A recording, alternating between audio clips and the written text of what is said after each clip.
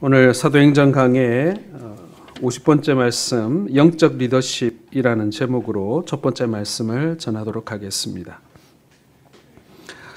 코로나19 사태가 장기화되고 있습니다만은 사실은 이 코로나19 와중에 우리가 큰 선거를 두 번이나 치르면서 나라의 일꾼들을 뽑았습니다. 자, 그런데 이번 투표뿐만 아니라 몇 년 전부터 우리가 이제 나라의 일꾼들을 뽑는 크고 작은 투표를 할 때마다 우리를 좀 씁쓸하게 만드는 그 한 가지가 뭐냐면은 우리가 좋아하고 지지하는 사람을 뽑는 게 아니라 나온 사람들 중에서 좀 덜 싫은 사람, 그래도 나온 사람들 중에서 좀 덜 싫은 사람을 뽑는 그런 선거가 되어가고 있지 않은가. 그것 때문에 참 안타깝다라는 생각을 많이 하게 됩니다. 우리 사회 속에 리더십이 실종되었다라는 것을 말해주는 한 단면이라고 할 수 있는 것이죠. 우리가 존경하고 우리가 따를 만한 그런 리더가 부재한 시대, 그게 지금의 우리 사회의 모습이 아닌가 이런 생각을 하게 되어집니다. 요즘 우리 한국 사회를 이야기할 때 우리 한국 사회를 이끌어가는 것이 과연 뭔가라고 얘기하면 많은 사람들이 과학기술이다 이렇게 많이 얘기합니다. 그것으로 인해서 우리가 수출도 많이 하고 나라도 발전하고 했으니 과학기술이 우리 사회를 이끌어가는 가장 중요한 원동력이다 이렇게 말을 하곤 합니다. 그런데 저는 생각이 조금 다릅니다. 좋은 기술이 있어도 그 기술을 알아봐주고 활용해주는 리더가 있어야 그 기술이 빛을 발하지 않습니까? 좋은 기술이 나왔지만 리더들이 그것을 온전히 활용하지 못하고 또 그것을 알아봐주지 못하고 인정해주지 못하면 결국 그 기술도 사장되어져 버리고 이렇게 그 기술을 또 도리어 다른 나라에 빼앗기는 경우들도 우리가 많이 보지 않습니까? 그래서 정치든 아니면은 경제든 간에 리더가 그리고 리더십이 얼마나 중요한가를 생각하게 하는 그런 때라고 생각을 합니다. 리더십은 공동체를 온전하게 세워주고 사람들을 바르고 아름답게 살도록 인도해주는 그러한 영향력을 말하는 것입니다. 그게 리더십입니다. 뉴스를 보면 이렇게 막 불행한 생각이 막 들 때가 있어요. 여러분 뉴스를 보면 행복하십니까? 저는 뉴스를 볼 때마다 좀 불행한 마음이 들 때가 많이 있습니다. 나라를 저런 사람들한테 맡겨도 될라나 하는 그런 불안감 말입니다. 그리고 교단에서 이렇게 진행하는 회의 같은 데를 다녀올 때가 자주 있는데 그 교단 회의에 이렇게 갔다 오면 또 마음속에 이런 마음이 들어요. 저런 사람들한테 교단을 맡겨도 되겠나? 이런 걱정이 그리고 그런 불안감이 제 마음속에 찾아오곤 합니다. 여러분, 초대교회 이후에 신앙의 선배들은 언제나 그 시대 그리고 그 사회, 그 나라, 그 가운데에서 참으로 빛과 소금의 역할을 했던 리더들이었습니다. 믿는 사람들 가운데에서만 그런 게 아니라 믿지 않는 사람들 속에서도 우리 그리스도인들은 정말 필요한 리더였다라는 것입니다. 아름다운 리더였습니다. 어려운 시대, 고통스러운 시대 상황 속에서도 크든 작든 상관없이 헌신할 사람이 필요할 때 그 순간 어김없이 신앙의 사람들, 참된 그리스도인들이 세상 가운데에서 아름다운 리더가 되어 주었다라는 것입니다. 사랑하는 성도 여러분, 오늘 살아가는 우리가 정치인도 아니고 그리고 경제를 이끌어가는 그런 사람들도 아니지만 여러분, 우리 역시도 이 시대의 그리스도인으로서 이 시대에 책임이 있는 영적 리더라는 사실을 여러분 절대로 잊지 마시기를 주의 이름으로 축원합니다. 이것을 너무나도 잘 보여주는 이야기가 바로 오늘 사도행전 27장의 말씀입니다. 오늘 말씀은 사도 바울이 황제에게 재판을 받기 위해서 로마로 떠나는 그런 과정을 그려주고 있습니다. 이제 가이사라에서 로마로 떠나게 되는데 주로 배를 타고 항해를 해서 로마까지 가게 되어집니다. 그런데 오늘 본문을 보게 되면 로마군은 이 여러 명의 죄수를 바울과 함께 호송하는데 로마군이 타고 다니는 군선, 지금으로 말하면 군함을 이용하지 않고 이 상선을 이용하고 있는 것을 보게 되어집니다. 아마도 뭐 죄수 호송 정도는 그렇게 중요하지 않은 일이었던 것 같습니다. 그래서 많은 군인들과 배가 동원되어야 하는 그런 그 전용선, 군함을 사용하지 않고 정기적으로 일정한 지역을 항상 운행하는, 지금으로 말하면 시내버스, 코스가 있는 시내버스와 같은 상선을 이용해서 지금 죄인들을 호송하고 있는 것입니다. 마치 101번 버스처럼 이렇게 일정한 곳을 이렇게 계속 도는 거예요. 그러다 보니까 그 배에는 죄수와 군인만 타는 것이 아니라 다른 손님들도 많이 타고 있었습니다. 자, 그렇게 하면서 이 바울을 비롯한 이 죄수들과 그리고 군인들, 그리고 여러 가지 이유로 인해서 그 배를 탔던 사람들은 그 배를 타고 가는 기간만큼 선상 공동체를 이루게 되는 것입니다. 그렇잖아요. 마음에 들든 안 들든 서로 이름도 얼굴도 모르지만 일단은 그 배를 타고 있는 중에는 그들은 운명 공동체인 것입니다. 살아도 같이 살고 죽어도 같이 죽는 뭐 그런 사람들이 된 것이죠. 그리고 그 안에서 같이 자야 되고 그 좁은 배 안에서 서로 부딪히면서 같이 먹어야 되고 그렇잖아요. 바로 이 선상 공동체에서 대부분의 사람들이 다 믿지 않는 사람들이지만 오늘 바울은 그 배에서 너무나도 아름다운 영적 리더십을 발휘하고 있다라는 것입니다. 그것이 바로 여러분 이 사도행전 27장의 내용인 것이죠. 자, 그러므로 오늘 이 말씀을 통해서 성령께서 우리에게 주시는 메시지는 너무나도 명확합니다. 바울이 그 선상 공동체, 그 배 가운데에서 믿지 않는 사람들과 그리고 죄수라는 신분 가운데에서도 그리스도인으로서 빛을 발하고 훌륭한 리더로 살았던 것처럼 너희도 그렇게 세상 속에서 영적인 리더가 되어라. 여러분, 이것이 오늘 이 사도행전 27장의 메시지라는 것입니다. 왜냐하면 지금 우리가 살고 있는 이 세상, 이 나라, 이 사회, 그리고 우리의 교회, 이 우리의 선상 공동체가 다른 어떤 때보다도 절박하게 영적인 리더십을 필요로 하기 때문에 그렇다라는 것입니다. 정말 지금 이 시대가 그리스도인 된 우리가 정말로 제대로 된 영적인 리더십을 보여주어야 할 그러한 때다라는 것입니다. 요즘에 교회가 뭐라고 하면 누가 드러나 줍니까? 요즘에 그리스도인들이 뭐라고 하면 사람들이 그 말을 귀담아 듣습니까? 예, 우리가 그러한 상황 속에 놓여 있는 것만은 사실입니다. 그러나 여러분, 영적인 리더십이라는 것은요, 누가 들어주느냐 들어주지 않느냐와는 상관이 없이 하나님께서 우리에게 부여하신 능력이라는 사실을 여러분 믿으시길 바랍니다. 자, 그러면 이제 여기서 이 선상 공동체 가운데 정말 아름다운 리더십을 보여주고 있는 바울의 이야기를 보면서 오늘 영적 리더십에 대한 너무나도 중요한 두 가지 전제를 우리가 먼저 살펴보면서 말씀을 풀어가기를 원합니다. 첫 번째로 여러분, 이 영적인 리더십은요, 자리나 위치에 속하는 것이 아니라 그 사람에게 속한 것이다라는 것입니다. 자, 종종 자리가 리더십, 즉 지도력을 만들어준다라고 이렇게 많은 사람들이 믿고 말하고 있습니다. 자리가 사람을 만들어준다라는 얘기죠. 누군가 그 자리에 세워놓으면 그 자리가 알아서 사람을 만들어준다라는 뜻입니다.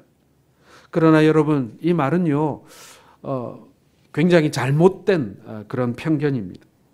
만일 자리가 지도력을 만들어주고 리더십을 만들어준다고 한다면 소위 말해서 리더십 개발, 지도력 개발이라는 것은 의미가 없잖아요. 연구할 필요도 없습니다. 그런 것만 학문으로 연구하는, 그리고 그런 연구소들이 굉장히 많은데 그런 연구할 이유가 뭐 있습니까? 자리가 알아서 사람을 만들어줄 텐데. 그리고 좋은 지도자를 뽑으려고 그렇게 애쓸 필요가 없죠. 그렇게 애쓸 필요도 없는 것입니다. 뭐 투표를 그렇게 막 전국적으로 많은 돈을 들여서 할 필요가 뭐가 있겠어요. 누구든지 그 자리에 세워놓기만 하면 그 자리가 그 사람을 알아서 만들어줄 텐데 말이죠. 그러니까 아니라는 얘기입니다. 정말 기본적으로 이 지도력이라는 것은, 리더십이라는 것은 그 사람에게 속한 것입니다. 그 사람입니다. 진정한 지도력은 결국 영향력이기 때문에 그런 거예요. 선한 영향력.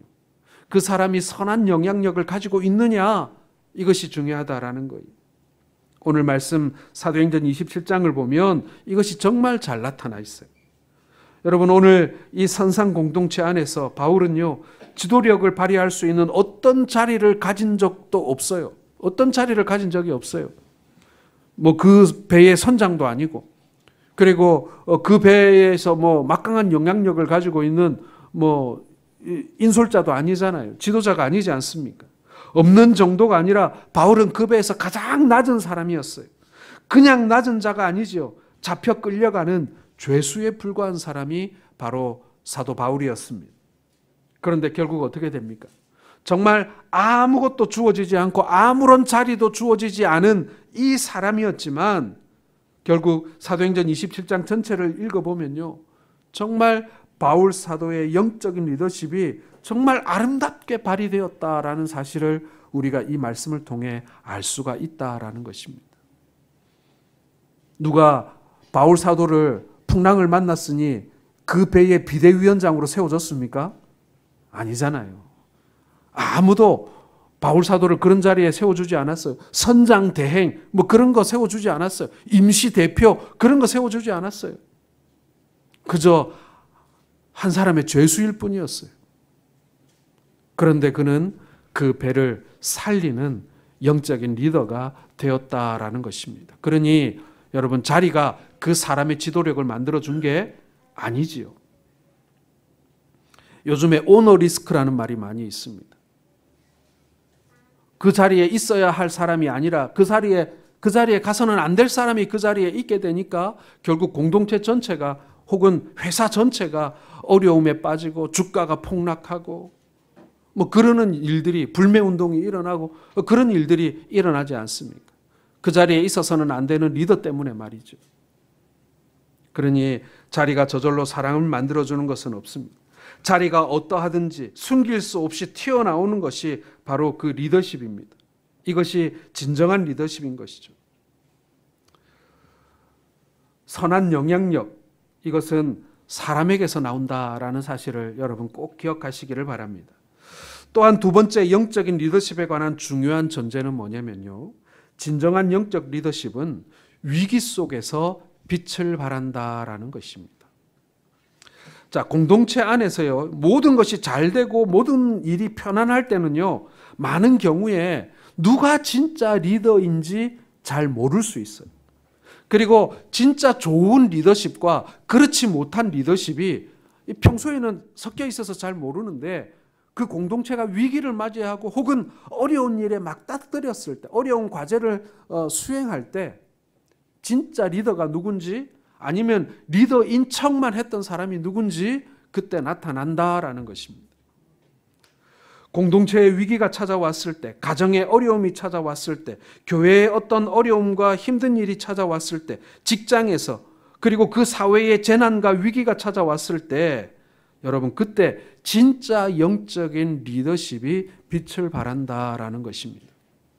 누가 명목상 리더의 자리에 그냥 앉아 있기만 한 사람인지, 아니면 진짜 선한 영향력을 끼치는 하나님의 종으로서의 역할을 감당하는 진짜 리더인지가 평소에는 모른다는 거예요. 그러나 위기의 상황에는 그것을 알게 된다는 것이죠. 자, 바울이 타고 있는 배가 잔잔한 바다를 달릴 때는요, 그 배의 명목상 리더는 선장이에요. 그리고 그 공동체의 내부를 들여다보면 아마도 백부장 율리오가 그 배에서 가장 권력이 센 사람이었겠죠. 그러나 풍랑을 만나니까 리더가 바뀌죠. 그 배가 풍랑을 맞이하니까 리더가 누구로 바뀝니까? 바울 사도로 리더가 바뀌는 거예요.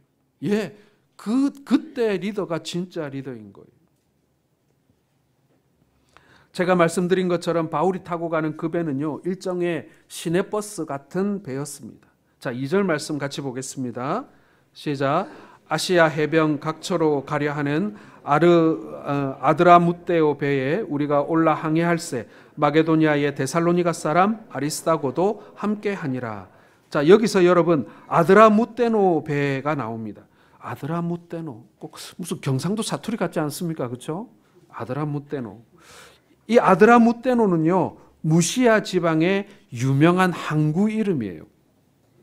바로 거기에서 출발한 배가 소아시아 여러 해안 항구들을 들러서 가이사라까지 왔다가 다시 아드라무떼노로 되돌아가는 일종의 시내버스긴 한데 순환버스인 거죠. 순환버스. 종점에서 출발해가지고 코스 딱 돌고 다시 그 종점으로 돌아오는 그런 순환버스 같은 거 말입니다. 소아시아 해안을 다니는 대중교통이라는 얘기예요. 그 다음에 루기아의 무라시에 가서 배를 바꿔 탑니다. 이 배를 바꿔 탄다, 이 바꿔 탄 배는요, 이탈리아로 가는 알렉산드리아 배였습니다. 여러분, 알렉산드리아라는 도시는요, 북아프리카에서 가장 큰 항구 도시였습니다. 거기에서 출발해서 지중해 전체를 다니는 이 배는 아까 먼저 탔던 그 아드라무떼노 배는 시내버스와 같았다면 이제 갈아탄 배는 고속버스 같은 나라와 나라를 이렇게 다니는 그런 좀 더 큰 배였다는 것입니다. 이 배를 탄 사람들은 서로 다른 이유로 목적으로 그 배를 탄 사람들입니다. 장사를 가는 사람, 여행을 하는 사람, 발령을 받아서 가는 관원들과 군인들, 그리고 공부를 하기 위해서 떠나는 유학생, 하여튼 여러 가지 이유를 가진, 그리고 목적을 가진 사람들이 다양하게 그 배를 타게 되었던 것입니다. 서로 다른 목적을 가지고 그 배를 탔지만 이 배를 타는 순간 다 같은 이제 운명 공동체가 된 것입니다. 말씀드린 선상 공동체가 된 거예요. 선장과 선원들의 인도와 운행에 따라 생명이 왔다 갔다 하는 그런 운명 공동체입니다. 자, 그런데 그만 이 배가 풍랑을 만난 것입니다. 그것도 엄청난 태풍을 만납니다. 지금 우리나라를 향해서 올라오는 태풍처럼 말이죠. 자, 14, 15절을 같이 한번 읽겠습니다. 시작.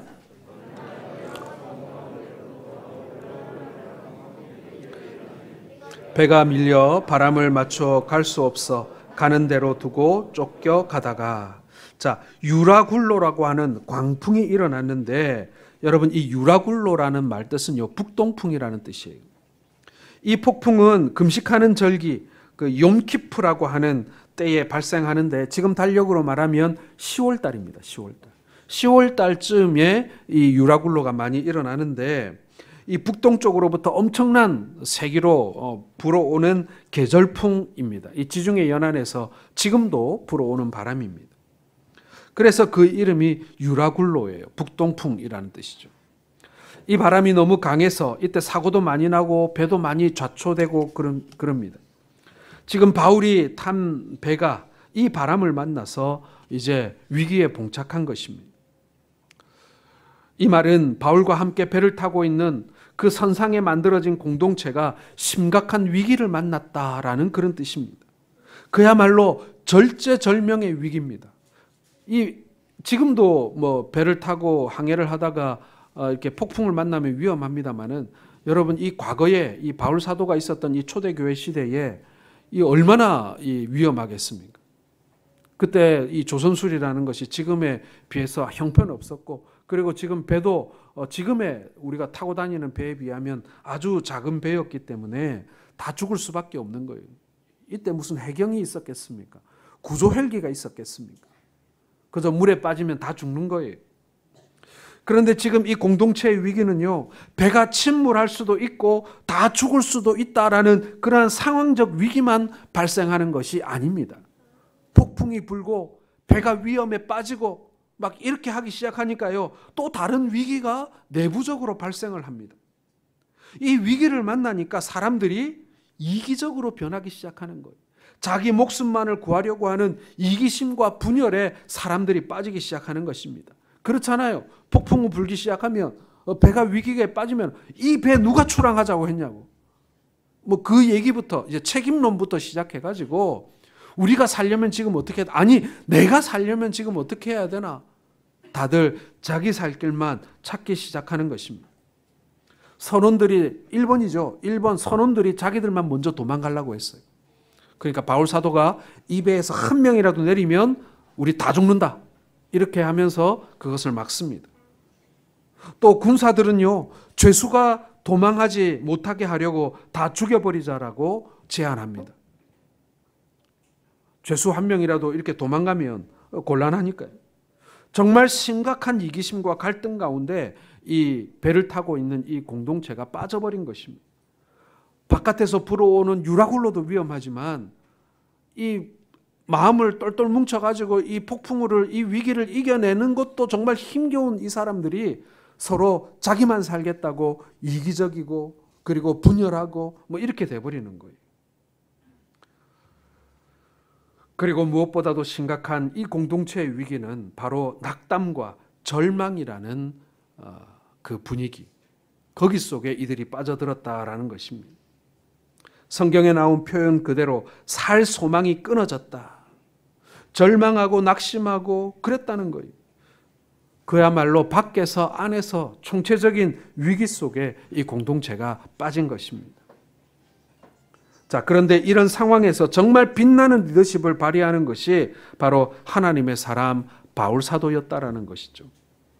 죄수의 신분이었음에도 불구하고 사람들을 세워주고 질서를 잡아주고 격려해주고 배는 깨어졌지만 모든 사람의 생명을 다 구할 수 있도록 이끌어준 사람이 바울이었다라는 거예요. 여러분, 바울이 무슨 항해사 자격이 있었겠습니까? 아니면은 배에 대한 전문가였겠습니까? 조선 기술을 아는 사람이었겠습니까? 항해술을 아는 사람이었겠습니까? 그럼에도 불구하고 바울은 리더의 역할을 했다라는 것이죠. 여러분, 진정한 영적 리더십은요, 위기에서 빛을 발한다라는 것을 아주 잘 보여주는 것이 바로 오늘 이 사건이라는 것입니다. 저는 지금 우리나라, 우리 사회, 또 우리 공동체의 상황이 이 바울이 속한 이 선상 공동체의 상황과 너무 비슷하다라고 생각을 합니다. 우리는 지금 코로나19와 그에 따른 경제위기, 물가 폭등이라고 하는 그런 광풍을 만난 상태입니다. 우리의 유라굴로는요, 남쪽에서 지금 올라오는 게 아니에요. 어쩌면 이 광풍은 꼭 코로나19로부터 시작된 것만은 아닐 수도 있습니다. 이미 이 코로나19가 오기 전부터 우리의 광풍은 시작되고 있었어요. 사회가 분열되고 세대가 분열되고 정치가 분열되고 경제적 양극화가 심해지고 저출산이 심각해지고 교회가 설 자리를 잃어가는 이 상황들이 사실은 광풍처럼 우리 주변에서 소용돌이를 일으키고 불고 있었다라는 것입니다. 여러분, 이런 위기 상황 속에서 내부적으로 어떤 일들이 일어났습니까? 사람들이 분열하고 그리고 이기적으로 변하기 시작했습니다. 이기심과 분열의 영이 기승을 부리고 있습니다. 사람들이 정말 죽을 듯이 싸웁니다. 전에는요, 나라 정치가 어지러워도요, 국민들은 그렇게 동요를 하지 않았어요. 정치인들만 싸웠거든요. 그런데 지금은 국민들도 서로 나누어져서 정말 죽기 살기로 싸웁니다. 교회는 말해서 뭐합니까? 안 싸우는 교회가 없고 조용한 교회가 없다고 말합니다. 밖에는 유라굴로가, 안에는 분열이 우리를 위기 속으로 몰아갑니다. 다 자기 살 길만을 찾아 헤맵니다. 한 배 안에서 어떻게 자기만 삽니까? 그게 가능한 일입니까, 여러분? 한 배를 탔다. 우리 그렇게 말하잖아요. 각자가 살 길만을 찾아 분열하면 그것이 다 같이 죽는 길인 것이에요. 다 같이 살 길을 찾아야겠지요. 그러면서 또 한 가지가 더 있습니다. 우리 모두 마음속에 절망과 낙심이 파고 들어온다라는 것입니다. 코로나19의 위기를 보고 절망하는 것이 아니라 이러한 위기가 닥쳤음에도 불구하고 하나가 되지 못하고 분열하고 자기만 살겠다고 아웅다웅하는 사회와 교회에 대하여 사람들이 절망하기 시작했다라는 거예요. 뉴스에 보니까 최근에 20, 30대 젊은이들 가운데 우울증을 호소하는 친구들이 많다고 합니다. 어른들이 쉽게 생각하기를 이거 저놈들이 잘 놀다가 못 놀아서 우울증이 오나 보다. 아니에요, 여러분. 지금 20, 30대의 젊은이들이 우울해하는 이유는요, 길이 안 보이기 때문에 그러는 거예요. 길이 안 보이기 때문에.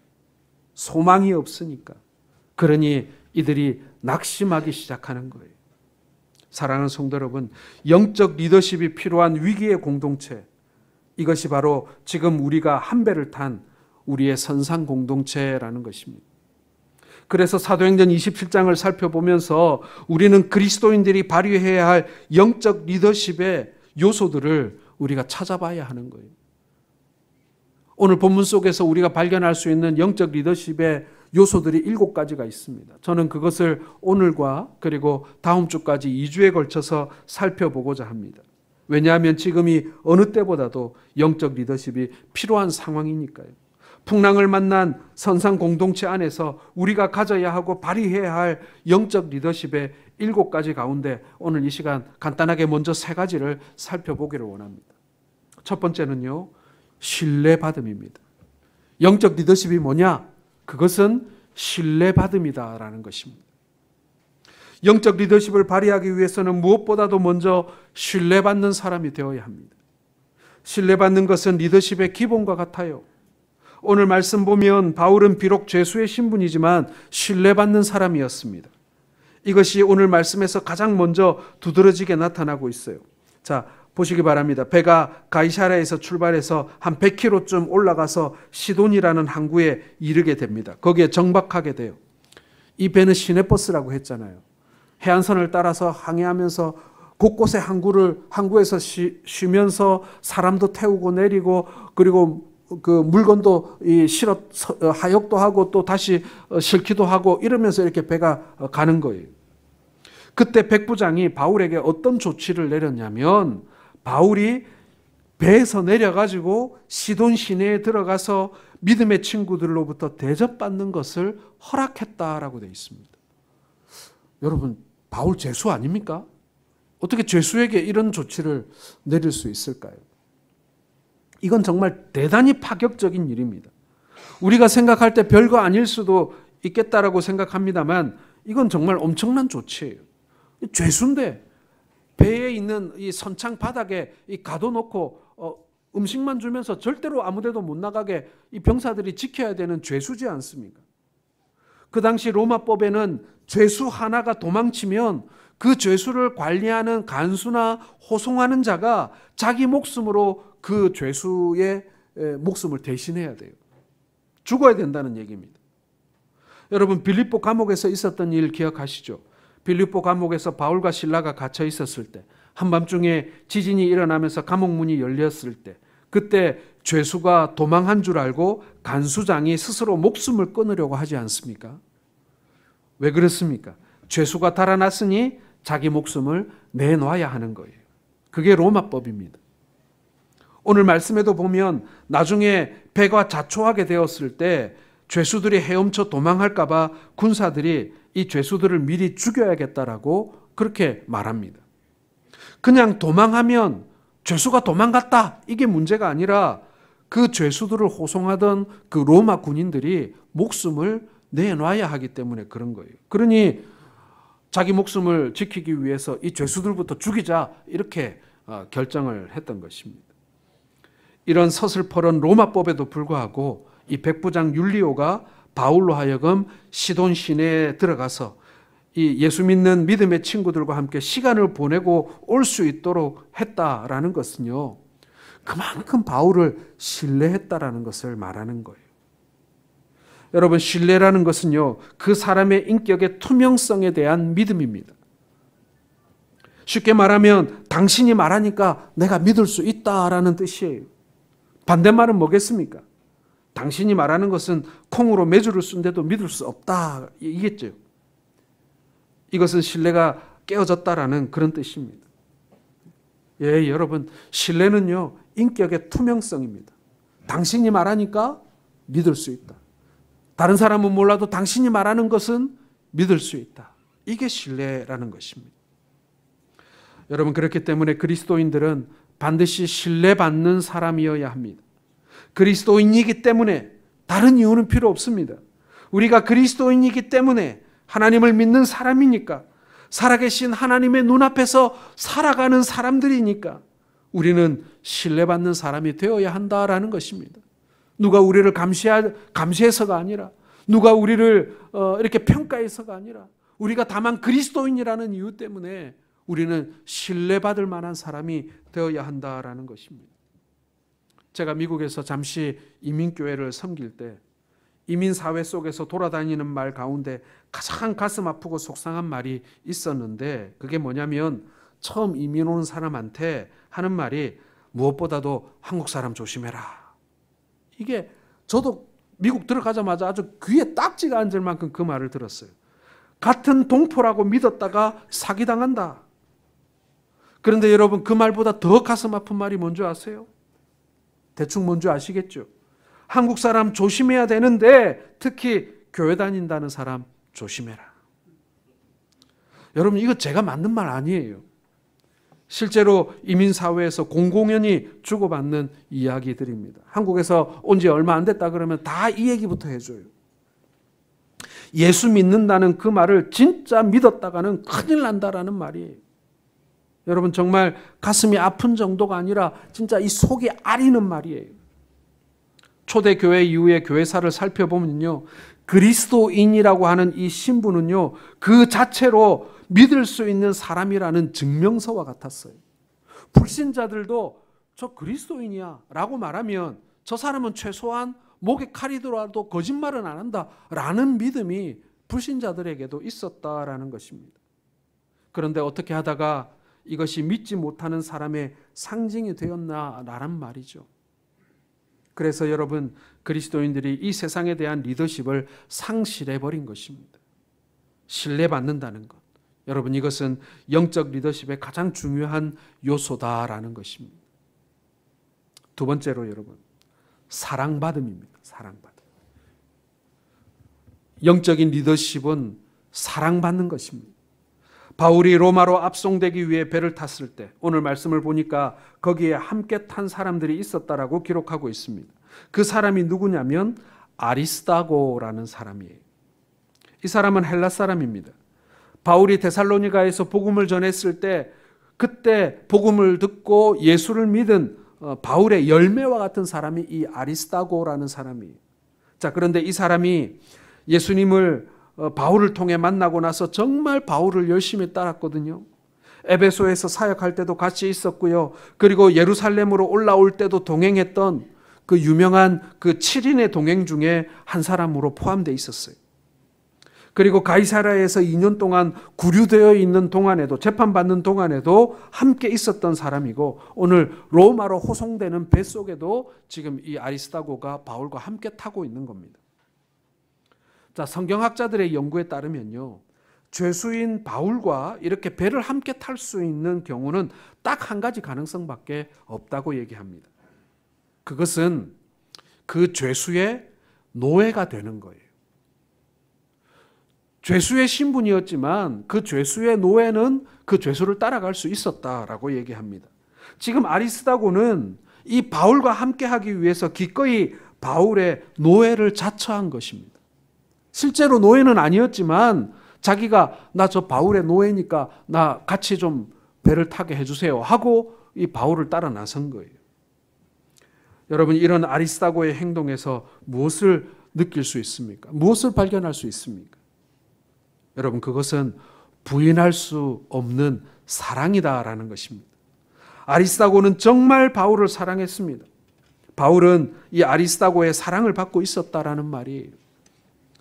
아리스다고 이 사람이 이렇게 헌신적으로 바울을 섬기는 것은요, 절대로 어떤 의무감에서만 그런 것이 아닙니다. 그냥 다만 바울을 너무 사랑하니까 이렇게 된 거예요. 여러분, 선상 공동체에서 바울은요, 정말 사랑받는 존재였습니다. 아리스다고와 같은 믿는 사람에게 뿐만 아니라 불신자였던 백부장에게도 바울은 사랑받는 사람이었어요. 성경에 백부장 율리오가 바울에게 친절히 대했다라고 분명히 기록하고 있지 않습니까? 바울에게 백부장은 친절히 했을 뿐만 아니라 나중에 죄수들이 헤엄쳐 도망칠까 봐 군사들이 다 죽이고자 했을 때도 성경에 분명히 나와요. 바울을 구원하고자 그렇게 하지 못하게 했다. 이 백부장, 불신자 율리오가 그렇게 조치했다는 거예요. 바울은 믿는 자 아리스다고에게도 사랑받았지만 불신자였던 백부장 율리오에게도 사랑받는 존재였다라는 것입니다. 사랑하는 성도 여러분, 사랑에는 분명한 이유가 있습니다. 뭐 사랑받는 요소가 있을 수 있죠. 어떤 때는 욕망, 본능적인 자극 때문에 사람의 마음이 이렇게 흘러갈 수도 있어요. 그때도 사람들은 사랑이라는 말을 씁니다. 하지만 그 사랑은 유행가에 나오는 사랑이죠. 그리고 그 사랑에는 보통 불자라는 말이 붙습니다. 불장난, 불나방 막 이런 말이 붙죠.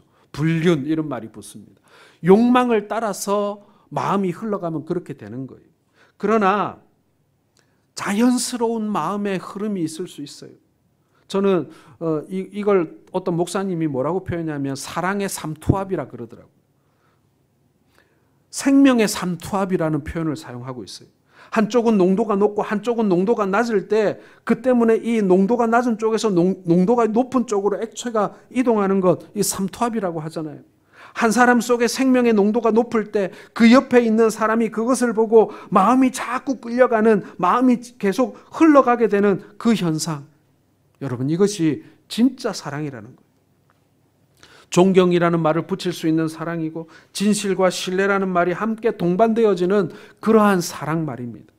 오늘 아리스다고의 바울을 향한 사랑이 바로 그런 사랑이었어요. 바울에게 마음이 저절로 계속 흘러들어가는, 백부장 율리오가 바울을 향해 품었던 사랑도 그거예요. 이상하게 바울을 만나면 마음이 그쪽으로 흘러들어가.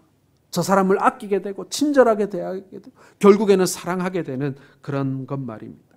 사랑하는 성도 여러분, 모든 신앙의 사람들은 당연히 사랑받는 사람이어야 합니다.